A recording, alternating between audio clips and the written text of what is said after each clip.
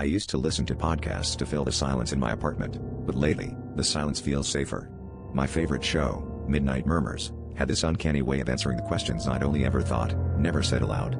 Last night, the episode ended differently. The host's voice softened, almost tender, and he said, "We hear you, Jamie. Tomorrow night, we're coming home." I froze, my heart thudding, because I'd never told anyone about the questions I'd whispered to myself in the dark. And I'd never given the show my real name. All day, I tried to rationalize it. Maybe it was a glitch, a prank, or a wild coincidence. But as dusk fell, my phone buzzed with a new episode notification. The title? Jamie's Night. Against my better judgment, I pressed play.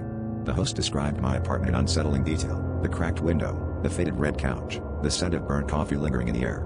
My unease turned to dread as he recounted memories I buried, my brother's laughter echoing down the hall, the night he disappeared, the guilt I'd carried for years.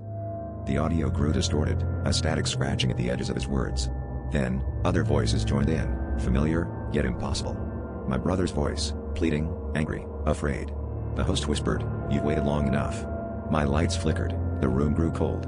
The voices on the podcast grew louder, overlapping, until they became a chant, "We're coming home." Suddenly, my phone screen glowed with an unnatural brightness, and shadows spilled from the edges, pooling on my floor. My brother's face flickered in the glass, eyes hollow, mouth moving in time with the chant. I tried to turn the podcast off, but my hands wouldn't respond. The last thing I heard before the world went black was the host's voice, joyful and triumphant, "Now you'll never have to listen alone again."